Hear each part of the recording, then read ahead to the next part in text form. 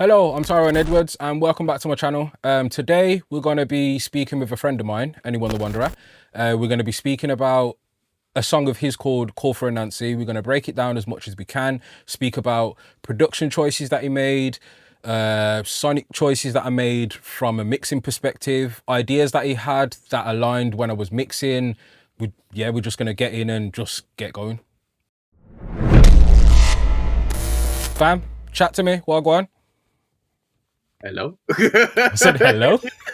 I'll be like that. How are you, fam? I'm all good. I've had a very busy day, but now I can relax and just park music, can I? Yeah, man. Oi.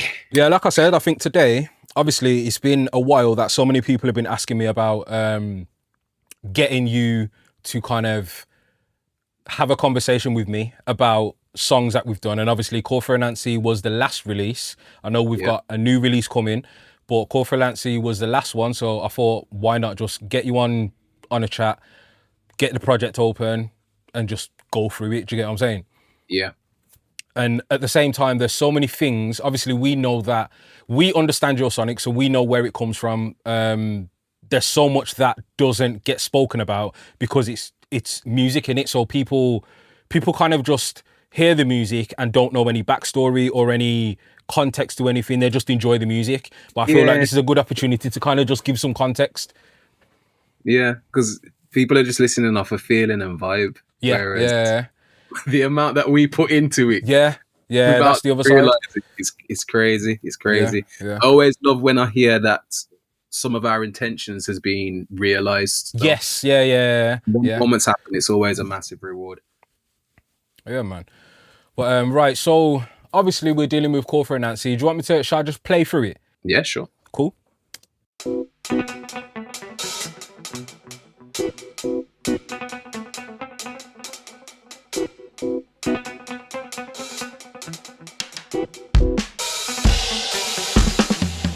Come here, the weaver of the stories, you'll be caught up in it.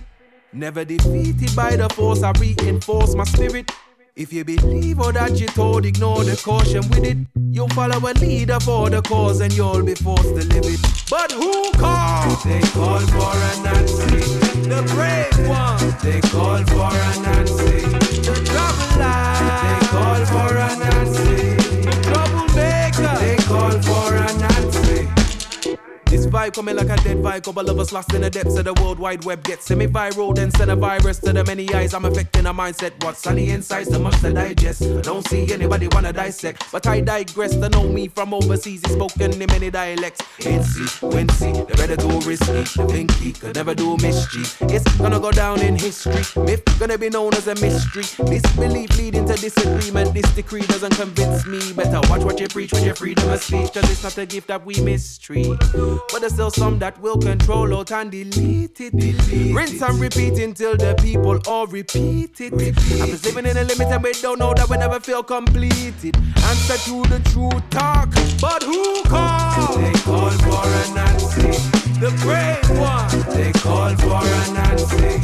The traveler. They call for Anansi. The troublemaker. They call for Anansi. So, the reason why I stopped it, I wanted to catch you while it's now fresh in your mind. Yeah. When you hear your own song, how do you feel?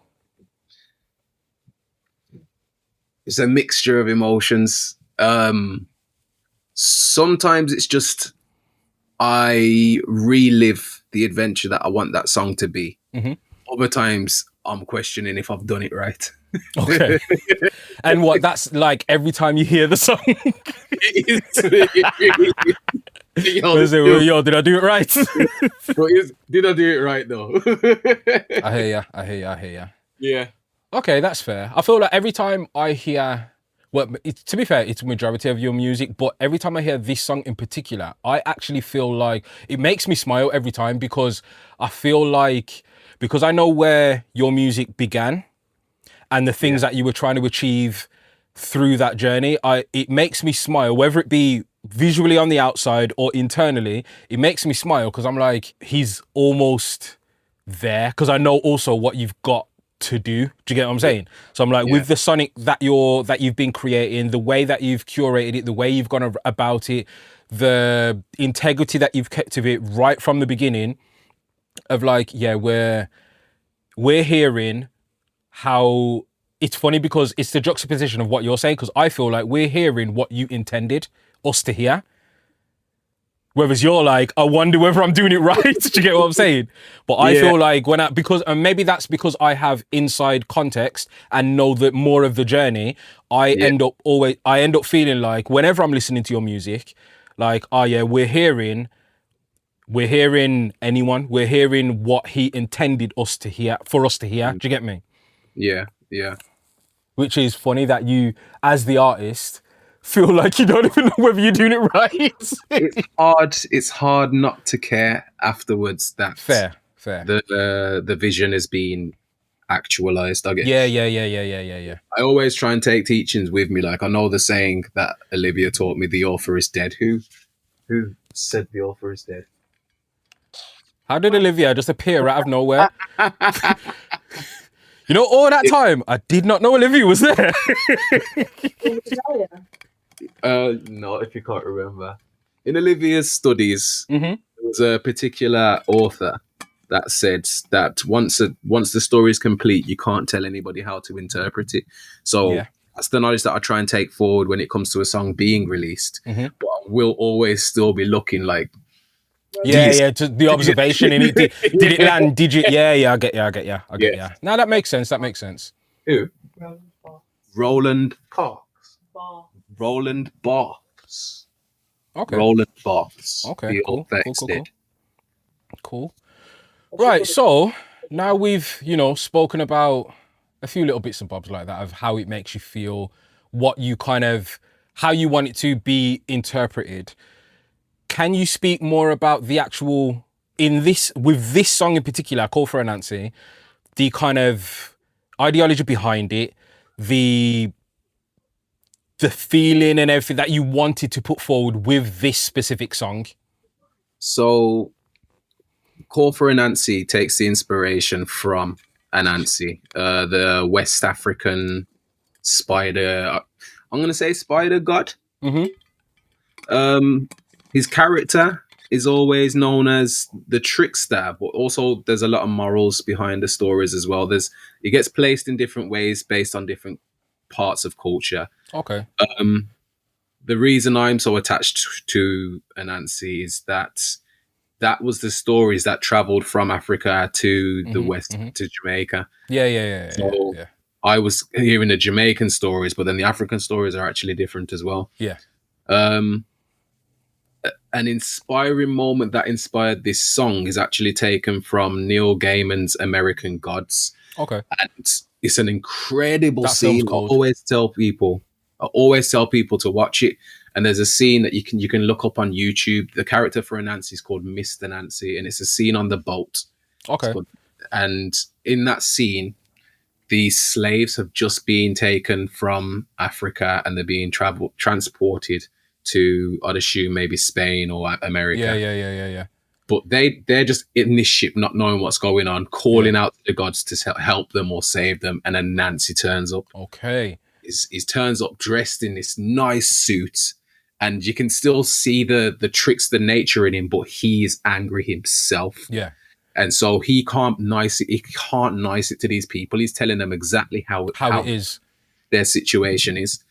But he's telling them with a little element of his fun side as well. And I thought that style of character really resonated with me. That is you. Yeah. In essence, that is you. Yeah, I get it. The funny thing is, I know the story of Anansi. Yeah. But because I didn't connect the dots with that, the scene that you're talking about, now you explain that scene, I'm like, yeah, that just makes 100% sense. Yeah. I've literally just taken that and like, okay, if Anansi was me and having to speak to people today, yes, what would those topics be? What would I'm with you. Yes. And so it still throws back to I would like to throw in a few animal references and everything in there, because to me, Anansi was treating the gods and the animals like like what today's politicians are behaving like. Yeah. So it's almost that, like, your typical Robin Hoods, all these anti-heroes that were creating a satire against people that were placed on a pedestal. And I think that's the idea behind this song. Okay. You know what's mad? The irony of this, as your mix engineer, the irony of this moment is you're speaking about Call For Anansi, but I'm hearing Zombie Formula. Do you get what I'm saying? Similar Obviously, I know the narrative is going to be similar because it's how you approach music in general. There's always a message and a feeling and an energy behind whatever it is that you put out. But these two are so intertwined that now hearing you explain it, I'm like, I know we're talking about Call For Anansi, but I'm also hearing Zombie Formula. Yeah, you could say they exist in the same world, because I know there's a lot of... Yeah. And so if you were to take it into that type of context, Zombie Formula should actually be before Call For Anansi. And this might be something that I do for the album. I mean, the EP now. I've just realized it from you saying. Okay. Anansi would be speaking to those zombies to wake them up. Yeah. To bring them out of that slumber, innit? Yeah. Okay. All right. That's a different conversation, different time, innit? Different conversation, different time. But okay, cool. That insight was really nice because I feel like when people hear music, there's only so much that you can get from the music without knowing the artist's intention. I feel like whoever watches this, I'm not expecting a lot of people to watch, but you know how it goes. You never know. You never know. But I feel like whoever does watch it will appreciate Call For Anansi differently now they have more context, because I know that you speak openly about, you know, like what you put into your music and blah blah, but I don't feel like even though I'm your engineer, even though I'm your friend, as a fan of your music, I don't think I've ever heard you speak about Call For Anansi in as much detail with as much context as you just did. That's mad, because me and you talk about the songs and theorize them the most. So. Yeah, but what I'm saying is, when I put you on the spot and we're speaking, because when we speak about things, it's idea forming, so I miss out bits because it's like I want to try and do this, and I want to see if I think a lot of the time we're speaking from a context as well of like in the moment when the song is being created. Yes. This song is now being created already. It's here. So hearing you speak kind of like in reflection of what it was that you actually put in, not the ideas in the moment sparking creativity, the actual execution of what it was that you were trying to achieve and what you actually put into it. I've not heard you speak about it in so much detail because like you just pointed out, I've heard from the perspective of, as we're kind of like creating the concepts, when I'm doing certain things in the mix, and you will give me kind of like an insight as to what it was that you were trying to capture to steer me in a certain direction. I think what we've done with your role for this particular song was to make you create the environment through the mix. Yeah. A lot of, like, it needs to sound like it's in the swamps. Yeah. Trees around. For a long time, we described scenery. There's a wooden hut. There's the swamp. There's the trees. Echoes are going through the trees. All this sort of stuff. And so we were world building without the context of the history. Yeah. That's what I'm saying. So when we actually, like, hearing you speak about it now, I'm like, right, like, okay, cool. I'm glad I have the context of the history, because we can speak forever about the world building aspect of it. Do you get what I'm saying? Yeah. Obviously, that's what we're about to do. We're going to tap into basically the world building aspect of it, what you put into it, what I put into it, where our visions met. And it was just really nice to have that thing of the history of, and the inspiration of where it came from, how you envision that world. Because the mad thing is, you just spoke about the swamp, but the scene that you drew inspiration from was on a boat. Yep. So it was inspired by the energy of the people in that moment rather than the scenario, the scene, whereas you create the environment, I should say. Whereas when we were sitting down to do this, you wanted a very specific environment, even though what you're pulling from is a completely different environment. Do you get me? Yeah. I'm not trying to recreate what's already existing. I'm trying to reinterpret it in a new vision. Fair, Yeah. fair. Okay, cool. Let's jump in, man. Let's jump in. So I have a question. I've got on here, because I've kind of categorized it into, I've got notes on my phone. I've kind of categorized it into the sections of the song in a sense of instrumentation, the arrangement. So obviously drums, bass, vocals, and then other instruments. Yeah. But I want to tap into the drums specifically first, because one of the main things that I've heard asked to me about when I'm doing your music, it's kind of asked to me as a general question anyway, but more specifically when I'm doing your music, is why do you gravitate towards that dirty drum sound? I'm going to assume it comes from my childhood. I used to love listening to blues and soul music, James Brown, Sam and Dave, and some of my earlier songs, which are probably going to be later songs, so I don't know if they're released, had a lot of samples of drums, and I always gravitated again towards the dirtier sounding ones. To me, that is nostalgic. I like the crunch. I like the distortions and saturations of those moments. It sends me somewhere. I feel like I'm in an environment. When I hear clean drums, and this is no offense to any other clean drums, it just sounds too clinical for me to be taken anywhere. Unless I'm trying, maybe if I was trying to enter more of a digital realm, like if I was trying to go to outer space or something with a song. But the place that I'm trying to be, the feeling that I'm trying to create is nostalgia, and I feel like that comes with dirt. Fair. Mud. Yeah. So I'm going to open up the drums, solo the drums, and just let's just listen to your drums, because with these drums in particular, it's like your drums are all programmed, right? Yeah. So another question that I've been asked about you is, how do your drums sound the way that they sound, considering that they're programmed drums? And I think that question is usually a blanket blind question like that. Do you get me? But I think what people mean is the fact that your drums sound so organic, and they also sound quite realistic. Yeah. I mean, you struggled with drums for the longest time, and you used to batter yourself about drums. Do you get what I'm saying? So when I get that question, it makes me smile, because I'm like, you don't know what this brother's going through. So, from the age of about 14 onwards, because I started making beats at about 12, I think. 14 was when I was sending them around and stuff, and everyone was like, yo, your melodies are sick, your sounds are sick, blah, blah, blah, but your drums are awful. And that's a nice word to use for what people used to say. Yeah, I hear that. And I remember coming to you saying, what is it about my drums? What can I do? Blah, blah, blah. And you said, I need to get better drum sounds. You introduced me to some drum sounds.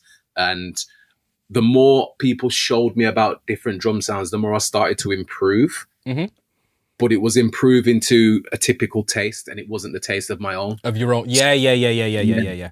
So the recent discovery was after using drum samples as well, I was chopping samples instead, because they sounded like what I wanted. But then it was you that kind of guided me to do this. I started looking into drum VSTs, and we started using addictive drums. Yeah. And the use of that, it took a bit of convincing, but you basically made me realize that the amount of control that I would have over those sounds is going to get me what I'm hearing on the samples as well. So then from that moment there, all I had to focus on was programming the drums in terms of like drum notation or whatever you call it, to have a realistic feel. So I'm messing around with velocity, I'm messing with timing, I'm trying to figure out what can be played at the same time. It's able to be played, then I'm already doing something incorrect. I know that my drum patterns are not what are typically played, but I feel like that's a boundary that I'm willing to test and see how far I can stretch. And so it's there's exploration around there, but I always have to revisit and think, does this sound realistic? Because I like the idea of thinking that somebody could play this in real life, and I lean towards that as much as possible.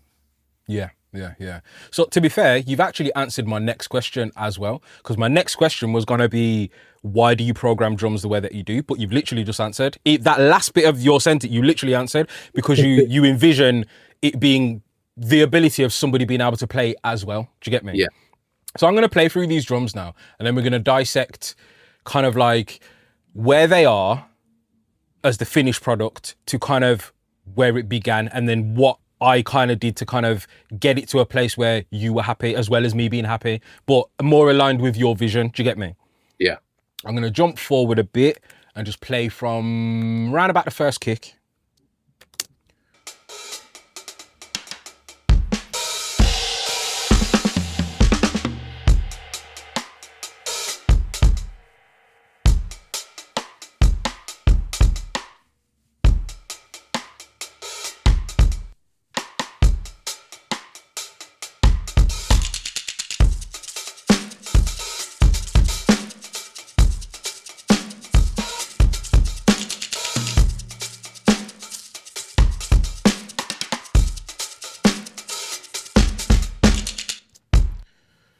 So the maddest thing is, those, like I said, that literally sounds like a drum kit in a drum room.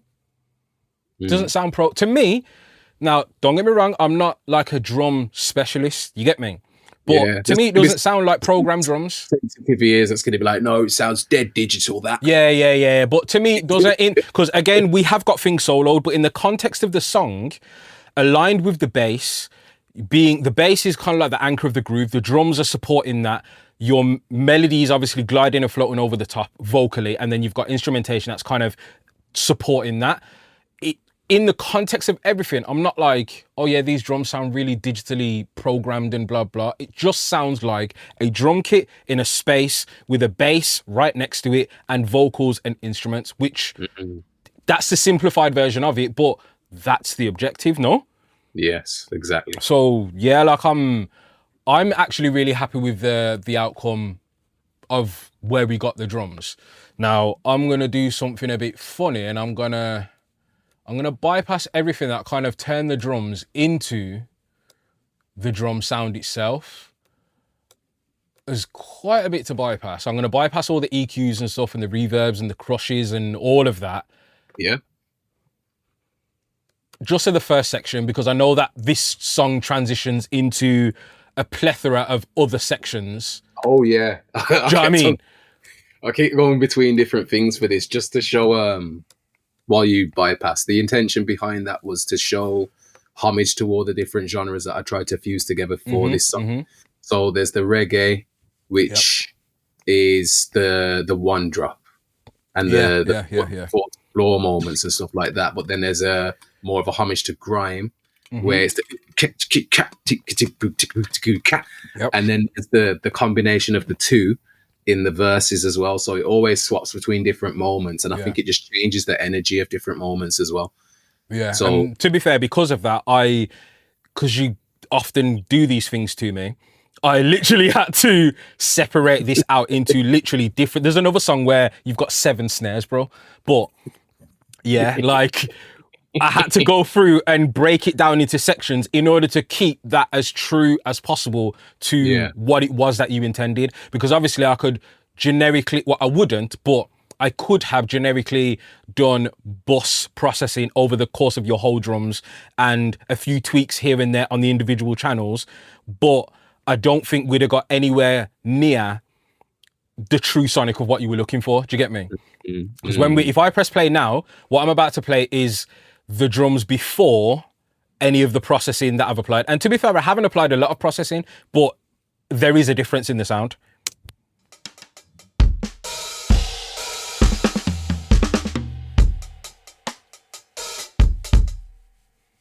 There's a lot of energy lost. Yeah. And the key thing, the atmosphere, the environment, there isn't one.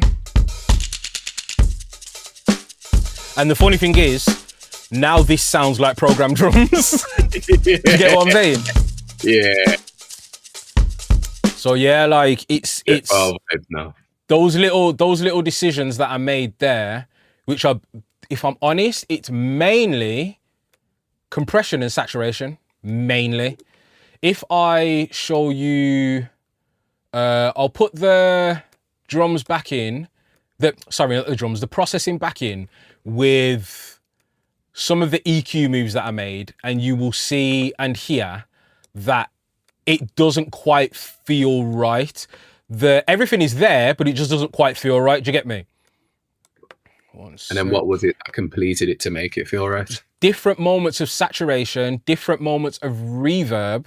In fact, I'm going to leave the reverb out for now as well. So this is just what I initially would have done just to get the drums feeling sonically, frequency-wise, sonically correct. Do you get me? To my interpretation. Do you get me?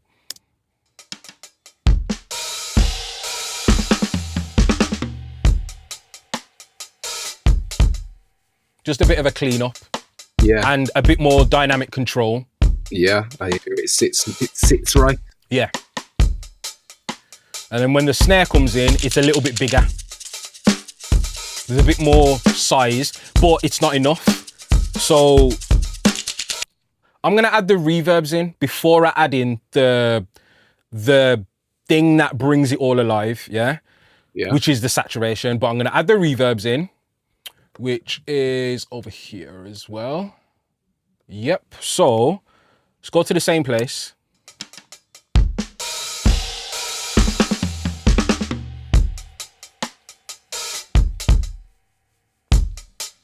Still seems a bit iffy. You hear bits of the reverb. Yeah, it's that lead up to the drop, then it pulls away again. Yeah. Space as well, and that's what gassed me up at that moment there. So like here now you've got the size of the room because of the track itself opens up into the chorus. Yeah. Now the funny thing is that is where I got to, and I'm like, this just doesn't feel right to me. It still isn't. I'm still not happy. We're not in the space that I need. There's no flavor to it. There's no vibe. There's no character. It's just technically correct. We have a drum kit in a drum space that no longer sounds as programmed and as digital as it once did. Yeah. So I started adding other bits of saturation. I know I added some Devil Lock, which is basically a saturation type plugin, and that brings us to here.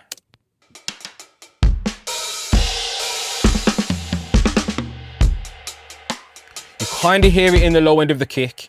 You'll mainly hear it in the snare, not the stick, the actual snare hits.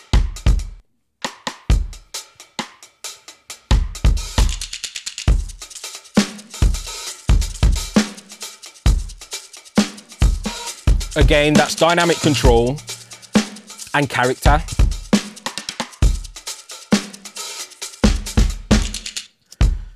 But that still wasn't enough because it wasn't sitting right. At the moment, we're not listening in context. We're just listening to the drums. But in context of the full mix, I'm like, this still isn't sitting right. So I just basically saturated the whole, with this plugin here, the whole of your drum bus. I'm on like a vacuum tube, a tube type vibe, and I just drove it quite hard. We're at like 13 dB in. It's auto gain match, but like 13 dB of more push, more drive, yeah?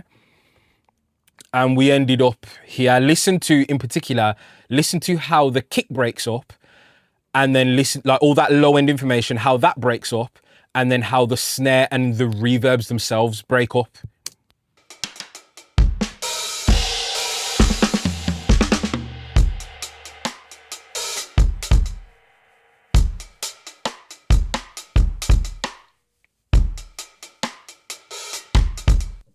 There's more of a pushed feeling. Yeah. A lot more pushed. And obviously this is just a small section of the song, but the whole point of that is because this has, like you mentioned, it has that nostalgic feeling of when you listen to two things, when you listen to old school music, or like when we were kids and we'd listen to music on crappy speakers with them blasting so loud that we thought we had excess amounts of bass, but all it was the driver itself distorting. Yeah. Just the driver just popping up itself. Do you know what I mean? But that also adds into the nostalgia, that thing of feeling that push, that literal physical push of the air and the driver. Like, I'm like, okay, cool. I need to capture that because that needs to be on the drums with the bass sitting right underneath it. Do you get what I'm saying? crazy thing about it is when you've played it this point now, I, with my eyes closed, can see, you know, when your speaker cones Pushing just out. back and Yeah.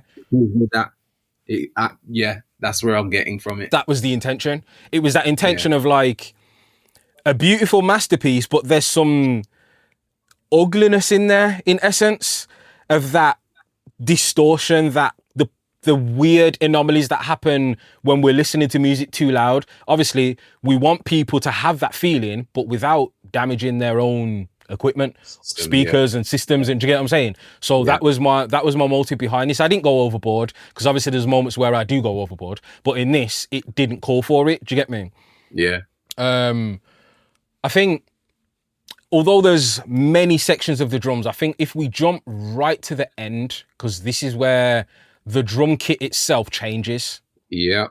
And the character that you were going for with the drums as well changes completely. So I think if we go to the end and we listen to that, it gives an insight to how much of a, for lack of better word, like how much of a weirdo you are. And I'm gonna put it plainly in that way, because imagine there was a version of this that you sent to me as a demo that didn't have this at the end. It didn't have this change. So I'm listening like, oh yeah, Call For Anansi, good, yeah. Get to this part, all the drums drop out, you make this massive, like, statement, and then the drums just turn into my childhood. Literally, like, they literally just turn into my childhood on a Friday night when I'm supposed to be in bed. My mum's downstairs playing music, she's got her friends around, and this is all I can hear rumbling through the floor. Do you get what I'm saying? That's the best way that I can explain it, which is why I say your weirdness. Do you get me? So let's just listen to just those drums alone. And I'm not even, it's just the drums. I haven't even got the statement in there. Do you get me?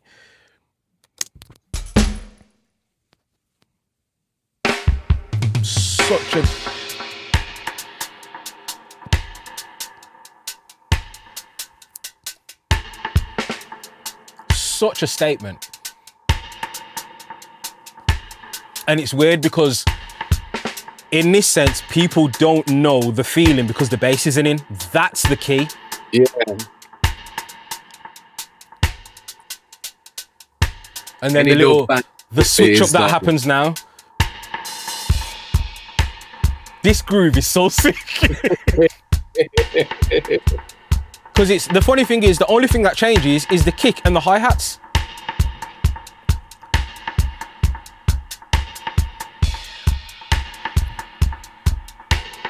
Didn't notice that on cymbal though. So you put, I think you'd put, when you sent me the stems, I think you had a little bit of a, like a flanger or phaser thing on it. And I just really loved it, so I just added more.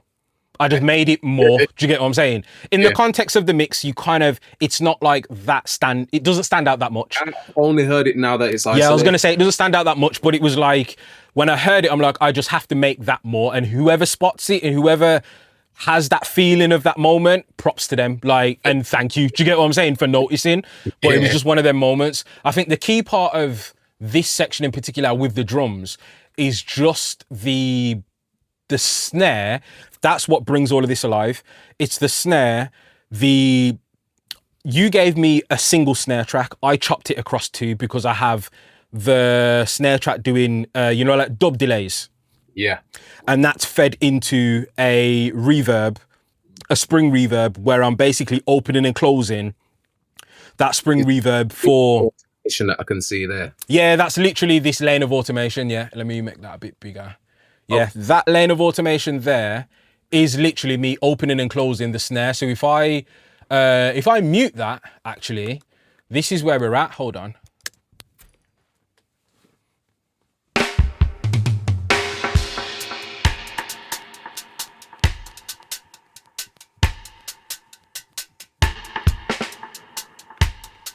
It's quite mundane. There's stuff happening, And obviously we've got, like I say, we've got a dotted note delay that is kind of exaggerating additional hits, because obviously you gave me the singular snare track and I just chopped out certain snare hits that I wanted to be delayed out, have that spacey feeling. Do you get me? Just more to that, leaning into the thing of it being like a dub section. Do you get me? Yeah. If I put that reverb back in, that dub snare reverb, there's so much that goes on.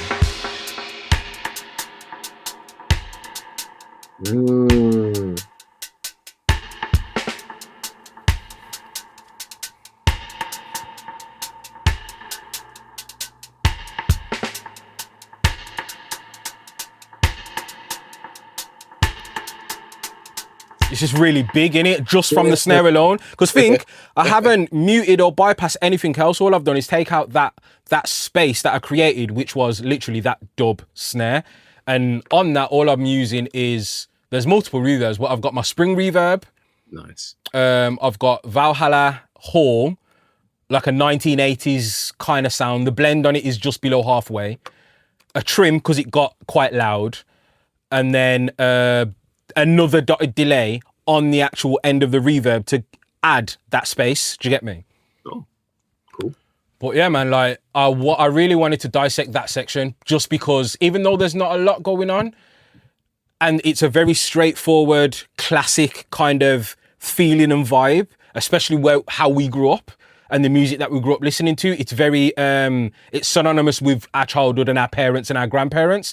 It's automatic to us to be able to identify it. But there are a lot of people that have, discovered dub in the later years and that reggae sound in the later years. Yeah. This just felt really natural for me to kind of make happen. Do you get me? And I feel like when you gave me the files, it must have felt really natural to create that transition before I'd even touched it, knowing that, I'm going to give it to Ty and he's just going to turn it into what it needs to be. Yeah.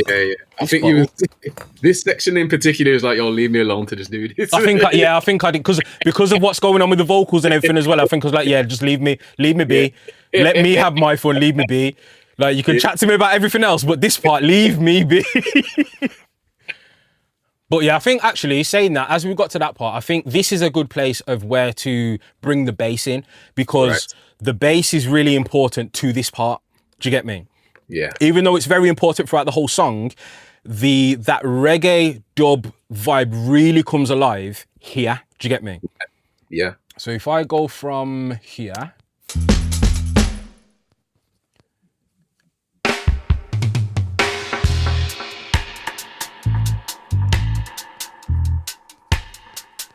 And it's weird, with the bass in, you can hear more of the flanger that's happening on, you sent me overheads.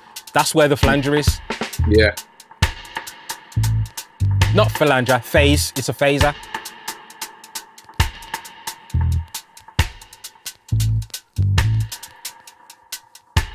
And then the switch up here.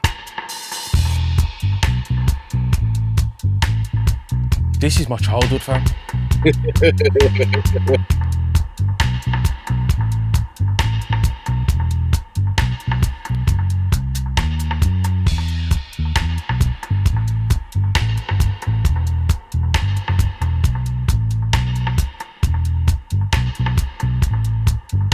Yeah, man. And I think, what I've just realized as well? It's ironic that we was talking about not being able to hear certain elements, like in the full not hear, but feel certain things that happen, moments that happen in the full context. Because I feel like originally when I started mixing that section, I swear I muted your vocals. I swear I muted the other instrumentation. I feel like I mixed this section bass and drums. Just bass and drums. Yeah. Because when we think about dub, even though there's a few little guitar instruments, it's drums and bass, fam. Yeah, they're all little flutters around in it. So I feel like every now and then I may have like unmuted the actual instrumentation, but I feel like during the moment of anchoring that and locking that in, I was literally just doing drums and bass just to make sure that it felt right. Do you get me? But I feel like before we even get to vocals, I think we should bring in and dissect some of the instrumentation. Okay. So, I'm not even going to try and explain your process. I'm going to leave it to you of explaining your process of why you choose specific instruments, why you play them a certain way. Just talk to me. Okay. First and foremost, I think my instrument choices are usually quite simple. I like to just add drums, bass, some chords, usually electric, something like that. This particular song, I started to expand with the chords. Chords are always my favorite sound, and I want them to be noticed. And so I feel like I spread the chords over about 3 or 4 different instruments. It was over some Rhodes, maybe, an organ. Yes. Something that was in between both of those things. Yeah. There's a weird, yeah. Trying to think what else there is. Maybe guitar. There's a bunch of different things. And I wanted them all to kind of have, what was that? Have a rhythmic ebb and flow. So there's points where they're just doing chops, and the chops are between different things. Yes. Shared. There's a time where I think in the chorus I tried to make it go with chops and then into slow points to. It's almost an alter movement. Yeah. To change that the same ebb and flow that you're talking about, to change kind of like the timing of that ebb and flow, but without changing the timing of the ebb and flow. Because obviously the tempo of the track does not change, but it wants to feel like it. Do you understand what I'm saying? The feeling of the tempo does feel like it moves around based on how you've played these instruments. Do you get me? Yeah, and I think they almost swap. They kind of take it in turns. So the drums will be doing something slow with the chorus, while they'll be doing something a bit that feels pacey. Yes, but then go a bit more legato, while the drums then pick up the pace in the choruses. Fair. So I think I might have said that the wrong way around. I understood what you meant, and I think people will understand what you're saying, because when you're breaking it down, like, again, it's quite refreshing to hear an artist. Obviously, you're my friend, and I hear you all the time. Yeah, me and you speak all the time in this way. We nerd out, but it's quite refreshing to hear an artist speak on, first and foremost, because you're an artist and the composer, so you have true insight on both parts, what you're doing vocally and what you're doing from a production perspective. Do you get me? Yeah. Now, even though you don't play instruments apart from keys, yeah, it's quite refreshing to hear you speak about the relationships between instruments and how you want them to be, because it just means that even though you don't play brass, we know you love a bit of brass, yeah? We know that. But even though you don't play brass, even though you don't play trumpet, sax, flutes, any of those, I know flutes is woodwind, but any of those instruments, yeah, you have a real knack at being able to, whoever you are getting to play that, to either lean into what they bring to the table or guide them and bring them to your table. Do you get what I'm saying? Yeah. Bring them to where it is that, what it is that you're trying to get sonically with these instruments. Considering you only play keys, props to you. Do you get what I'm saying? Thank you. So, there's something that speaks on that in a moment as well, because I sent you an audio for that. But I think one thing to really, really look at when it comes to this is the amount of intentional, what's the word I'm looking for? Syncopation that I've used in this. There's almost everything has, it makes you want to kind of twitch. Yeah. There's moments. Like, then the core, everything's got a bit of a delay between each other, and it's to kind of it makes you stutter into your movement. I was always, as I was doing it, I was just thinking, how do you move to this song? And it's like your foot hits the floor first, but your body lands afterwards. Do you know what's mad? Skippy movements that you have to do to it. Would you say a good description is each section, each instrument, each moment, what you intended there was for the listener to lean in to every single, like you want people to lean into your song as a whole, yeah? Absolutely. But you see, when someone leans into a song, you lean into, let's think about the concept of it, like the arrangement of a song, a basic arrangement. You've got your intro, you've got your first verse, you've got your hook. Do you get what I'm saying? Like, in that way, each section ends up getting that moment of anticipation of a build, and then you lean in with Whereas you've done it from an instrumentation perspective. So each instrument, people are leaning in with an element of surprise for each individual instrument as it comes through. So each section of the song, as a new instrument comes in, even if you're still in the verse, you've had something else to lean into. Oh, absolutely. Do you understand what I'm saying? I learned that from a beat by Mr. Is it Mr. Ozio? Flat beat. Yeah, flat beat. Yeah. Bought that on tape. Yeah. Bought that on tape, and every 8 bar, something new happened. Yep. And I was just listening, thinking, each moment, and it's like, okay, I've learned something from that. I need to bring that into what I do. Yeah. I think the main thing about this was, again, just movement. And so the way that, and when you hear it, you'll probably notice it, the way that everything is played, from the bass to the keys to the guitars, it's almost like you've got to drop your limbs. Yeah. It's not like you can just hit. You can just nod normal to this tune. Every limb has to drop. That's what I mean when I was saying lean in. Everything has to, you got to let go, you got to lean into everything. You set the muscle to move, but it has that little delay of drop on everything. Drums, when you're hitting the chords, when you're strumming, it's all, I'm going to call it drop motion. Yeah. So you call it drop motion, I interpret it as, which is such a key and important factor, letting go, being free, letting go, that freedom of, in instances, it's like an uptight person that ends up hearing their favorite tune and they let go and just start to dance. Or, you know what I mean? Like that feeling of just letting go, relaxing and just going with the flow of what is taking you. Do you get me? Yeah.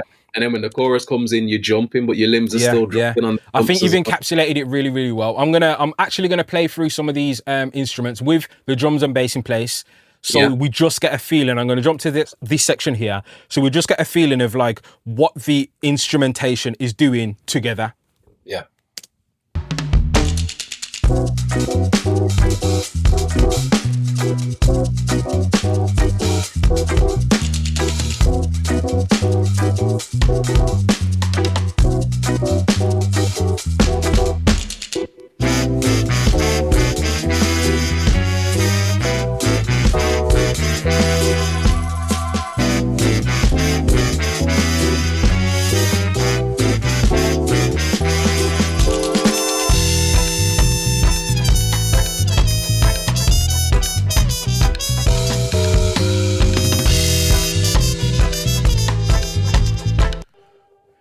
I'm going to keep stopping it, but whoever wants to listen, go listen to the full song, innit? But we're here for something different. This section in particular, there's like so many different changes in this section, but it doesn't feel like there's so many different changes in the section. It just feels like it flows from one moment to another, all within the same environment, all within the same energy and the same vibe, yeah? But it's just incredible how you were able to actually arrange this. It, like, how you've put this together it's done very well, fam. Like, from a mixing perspective, it was very easy because, you know, like we was talking before about your drum sound selection. Yeah. Early mixes of yours, when I'm doing and tapping into things, I would kind of hit this brick wall where I'm like, okay, cool. So things are sitting together, but the vibe that you want, that I'm trying to get for you, the drums are getting in the way because of sound selection. Whereas with this, even if I take out the drums and take out the bass, the musicality is all here. The vibe is all here. You've captured it all. You've brought in instruments, the correct instruments at the right times. And do you get where I'm coming from? Like, it all works together. And then we have the bonus of the drums and the bass. And then we have the bonus of what you actually did to the song vocally. Do you get what I'm saying? We haven't even got there yet. Do you know what I mean? Like, I made a mistake just because I wanted to play these instruments without the brass, because the brass bring another element to what you're doing musically. Do you get me? Yeah. But I'm actually going to quickly circle back and I'm going to play that section with the trumpets and the sax and the flutes and all of that muted, so we get a feeling of like the anchor of the bed of the actual music elements without the glitter. Do you get me? Yeah.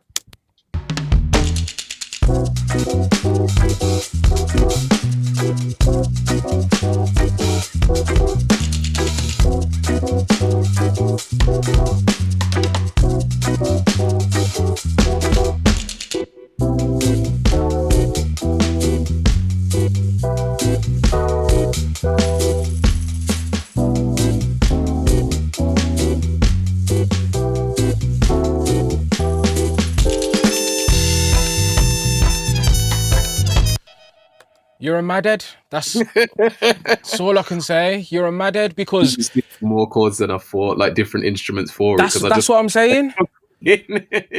That's why I'm like, you're a madhead because the chords work, even though there's already chords happening and there's already, not saying that there's so much going on, because as you can see, there's not that much going on when we speak about instrument choice.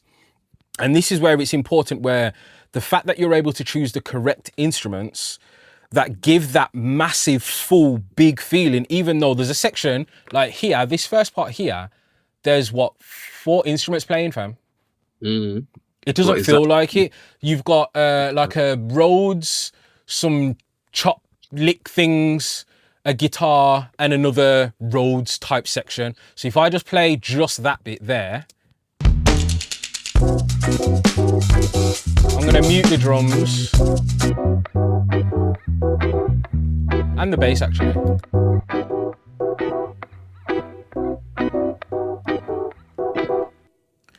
You've just placed instruments. You've chosen instruments to be placed very well, because easily for me, what I ended up doing was I've got a few things a little bit to the left, a few things a bit to the right, and I've just created space. So they end up being, when you first listen to that, you think, okay, so they're going to be right at the edges where I've panned certain instruments. Obviously, I know it's not, because when I bring your vocals in, you'll realize your vocals are very much taking up the edges of the stereo field. You get what I'm saying? Yeah. Like your backing vocals and stuff. But yeah. Where the amount of instruments that you gave me, it wasn't too much and it wasn't too little. It never felt naked, but it never felt overcrowded. It just, everything just gelled together.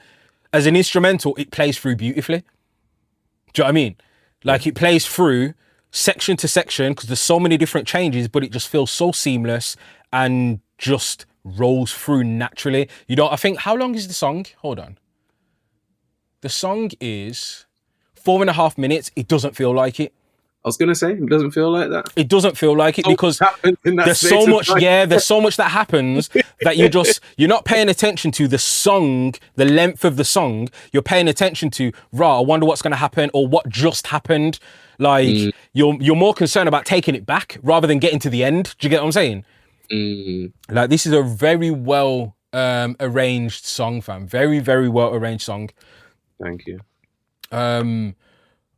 I'm going to tap in quickly to some of the, because I didn't do much with how I wanted things to be sonically. As you can see, there's certain tracks here that don't actually have any processing on them at all. Because they just sounded right. And I think that's an important thing for a lot of people. There are many people that think when it comes to mixing, every track has to have something on it. Me included. Yeah. But there's so many, like, because we kind of push you to get to a place where you're choosing sounds correctly. It gets better. A lot of the time, I'm not processing things because the sound needs to be different. If I am processing, it's because I'm just trying to get something additional out of that sound that I can hear within it. I'm just trying to pull it out or tame something. Do you get what I'm saying? So, for example, like this like organ or whatever it is. What did I need to do other than rotor?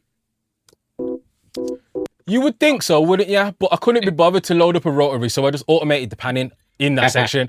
Because I'm like, I can't be bothered with loading the rotary, but then slowing it down for the part where I don't want there to be a rotary, so I just automated the panning. Right. Cool. So in that section, that panning moves, and when we get to it, your vocal panning does the opposite thing. Oh. So in fact, I'll pull that up. Just so you kind of get... bit, isn't it? It's literally the vocal and the organ literally play against each other with movement. There's a lot of technical things that I did in this. They're not major things, but because there's so much going on, I had to keep it interesting. Yeah. I always tell people that you're a storyteller for your mixes. I try because if there's a story to be told, because obviously not all songs are created in that way. Do you get me? But if there is a story to be told, I try and do my best to tell that story through the mix moves that I take. Yeah. Like for example, this first verse, how I envision it, because we are talking about Anansi, who is a spider, I imagine it as how spiders move. They either creep and stop, and then move in a different direction and stop. But if you're looking at a spider, like me, I'm petrified of spiders, fam. I'll be honest with you, I'm petrified of spiders. So when I'm seeing a spider move around, I'm on edge. There's a thing of like, there's an anxiousness there. Do you get me? So I kind of wanted to create that feeling where that creep and stop is happening, but not just with the vocal. So if I play the vocal and that lead instrument, you'll hear the movement between the two. Okay. Come the weaver of the stories, you'll be caught up in it. Never defeated by the force, I reinforce my spirit. If you believe all that you're told, ignore the caution with it. You'll follow a leader for the cause and you'll be forced to live it. And also moments like that where you're doing things vocally. So you are in your upper register because you're purveying a message, you're being powerful, but it's like there's a creeping aspect to it until you creep right down into your main register before the hook comes in. I don't know whether that was intentional or whether that was just how you were delivering it, but that's how my brain heard it. It was you were up in this higher register, creeping along, but then as you kind of expose who you are, you go full voice. And I'll play it from here so you'll hear what I'm on about. Ignore the caution. You're up here. You'll follow a leader for the cause and you'll be forced to live it. And then the hook comes in. Do you get what I'm saying? Yeah. So I played with that. I made sure my panning followed that. I made sure that by the time we get to that, your voice is central, so directly in front of the person as like the peekaboo, here I am. Do you get me? Yeah. I like it. Again, with your vocals, obviously they're often recorded pretty well. There's moments where they're not, but we move. But 90% of the time they're recorded pretty well, so there's not too much that goes in. I do have a process, so even though it looks like there's a lot of stuff going on with vocals, it's just how I like to mix. So I like to break things apart so I have more control over each vocal section, and then in turn it ends up being that it seems like there's a lot of processing happening, but a lot of it is just basic, the same thing repeated, but then there's a tweak on this one or that one. Do you get me? Yeah. But so if we go from the end of that verse, vocally, I'm still going to keep the drums out and the bass out, but I'm going to bring the rest of the instrumentation in. Okay, cool, it is. The rest of the instrumentation is in, but I'm just going to play how the hook comes in without the backing vocals. Because this is something that I remember you asked me to send you something one day, and you were like, where's the this? And I'm like, bro, I moved that to a backing vocal because you didn't do it as a backing vocal, you did it as like a lead. But I was like, bro, that's a backing vocal, so I moved it to I think you asked me for a PA or something. Yeah. I think it might have been either you asked me for a PA or you asked me for a vocal stem or something. It was a PA version and it was in there. And I was you were confused, being like, that shouldn't be there. And I'm like, when you actually check it out, it should be. So if we go from verse into how it opens out into the hook. If you believe all that you're told, ignore the caution with it. You'll follow a leader for the cause and you'll be forced to live it. But who called? They call for Anansi, the brave one. They call for Anansi, the traveler. They call for Anansi, the troublemaker. They call for Anansi. This vibe coming like a dead vibe. Now, vocally, there's a lot going on. Not processing, but there's a lot going on of movement, spaces that I'd created, extensions of things with delay and echoes.